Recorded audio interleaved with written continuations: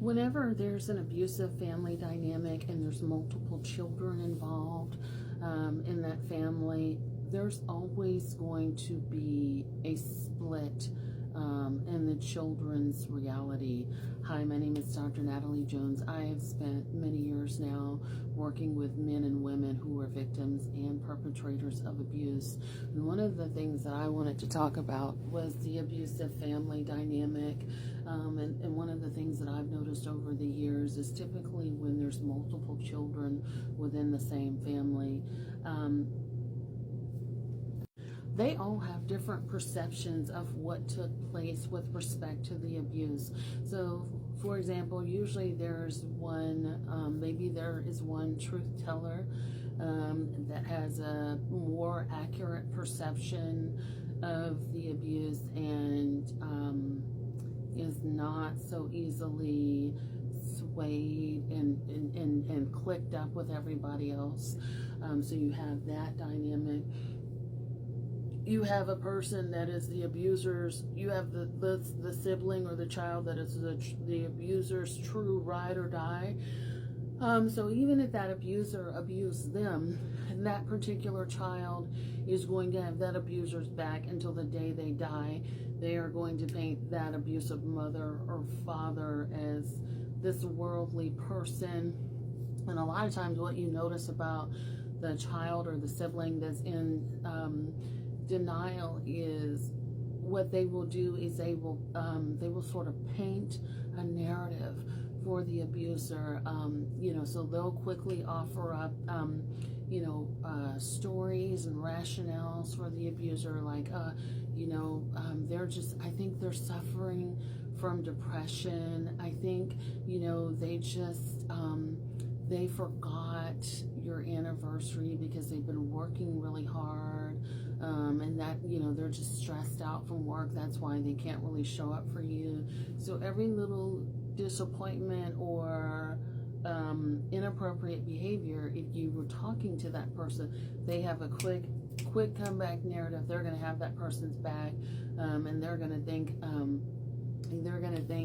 that abusive parent is their king or queen, and they're going to always look up at them. And again, this happens even if that abuser abuses them. And typically what tends to happen with a lot of children who do this,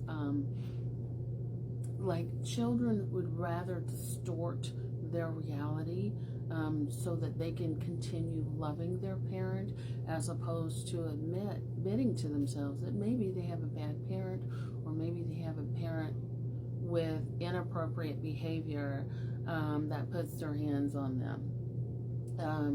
Then there's a third child. There's a fence rider. There's a person that always likes to ride that fence, right? And so they're going to play both sides of the fence. So that person is going to kind of cozy up to the truth teller, and they're gonna appear to sort of tell the truth with the truth teller, and call out the abuse. Again, this is usually done in private, and they're going to have many conversations, and they're going to be in agreement with the truth teller, and then they're going to ride that fence, and then they're going to jump back over that fence to be with the abusive parties, right? So they're going to be with the siblings that are in denial about the abuse. They're going to be buddied up with the abusive parent. And what are they going to do? They're going to report back everything that the truth teller has been talking about. They actually may even sprinkle some extra on it and make the truth teller the bad guy, because this is their time to shine. And they were meant for this, and they want to be looked at as loyal. They want to be looked at as a faithful bone carrier. And so they're gonna tell everybody. They're gonna smut up the truth teller. They're gonna buddy up with the abusers, right? And they're just gonna put on a whole facade, song and dance, and continue to still give the truth teller a snow job. And that person is riding the fence is typically the most manipulative out of all of the siblings, and also has their own interests at stake.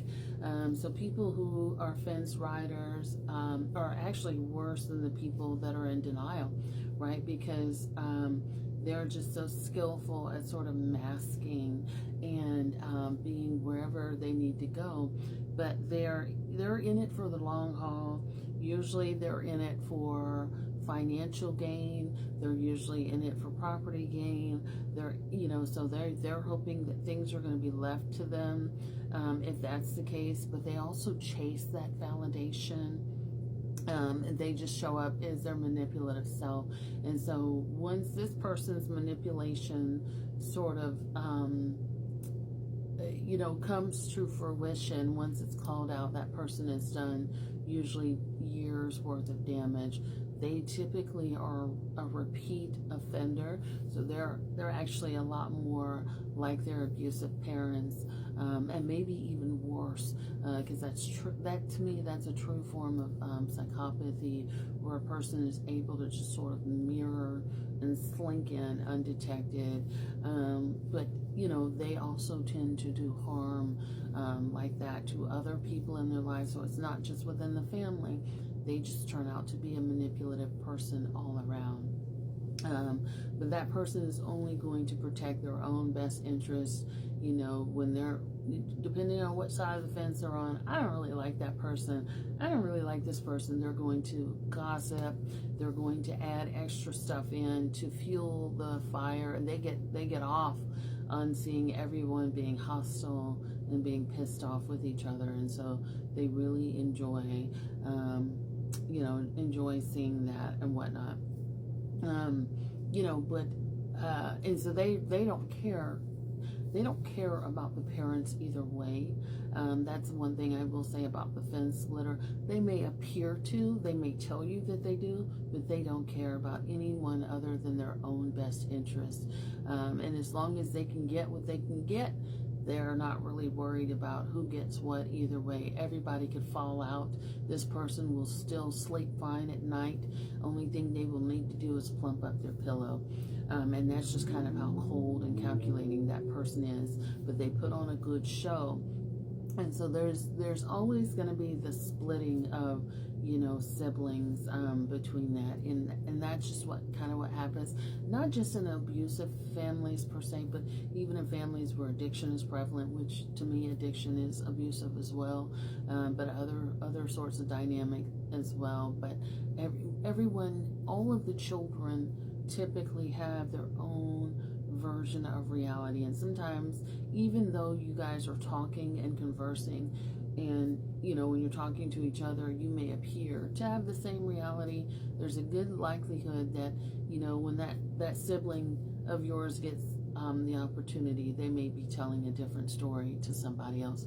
Not always, but a lot of the times that does happen, and people are often surprised. They feel betrayed. They feel stabbed in the back. It's like, who is this person, and where did that come from? And they usually don't see it coming, but it's because their reality is split. So hopefully that helps. I'm curious to know what you guys think. Like, follow, and share if you think this has been helpful.